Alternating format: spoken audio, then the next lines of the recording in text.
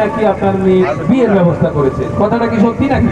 আরে মাস্টার সাহেব, বিএপি মানুষ একদিন না একদিন তো বিয়ে দেওয়া হয় না ভাই। হ্যাঁ। আর তাছাড়া বিএপি মানুষ তো লেখাপড়া করে কি করবে? আরে শোনেন রমেশ ভাই, আপনি কি জানেন না বাল্য বিয়ে দেওয়া আইনে তো দণ্ডনীয় অপরাধ।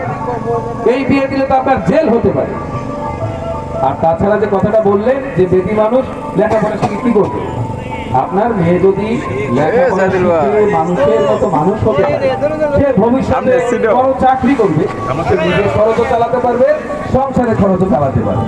আর তাছাড়া মনে রাখতে হবে যে শিক্ষিত মা মানে শিক্ষিত জাতি।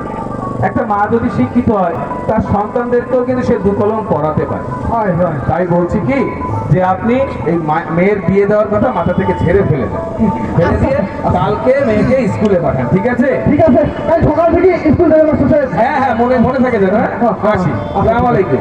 আচ্ছা, ওয়ালাইকুম আসসালাম।